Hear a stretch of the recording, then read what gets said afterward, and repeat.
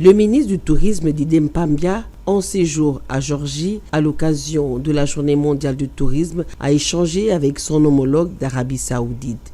Dans les prochains jours, d'importants accords seront signés dans le but de renforcer les liens entre les deux États. Pour cela, ils se sont convenus de former le personnel touristique congolais au centre de formation touristique de Riyad afin d'accroître les compétences locales en gestion du secteur, renforçant ainsi la qualité de l'accueil des services dans l'industrie touristique congolaise.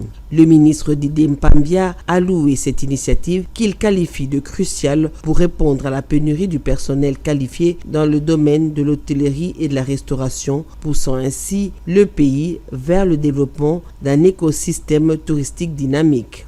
Rencontre très importante parce que ça nous a permis de discuter des différentes opportunités d'investissement dans le secteur du tourisme en RDC, mais ça va au-delà du secteur du tourisme parce qu'ils sont intéressés entre autres à investir dans le transport aérien, dans la formation, et ce qui est déjà acquis, c'est que ce sera la prochaine étape dans la formation dans le secteur du tourisme, et ça c'est une bonne nouvelle pour la RDC. Et je pense que nous pouvons sortir de cette rencontre et de ces assises avec une très bonne nouvelle pour le secteur du tourisme. Que la formation des personnes impliquées dans le secteur du tourisme est très importante pour développer le secteur. Et nous avons quand même certaines difficultés à trouver des personnes qui peuvent bien opérer dans ce secteur.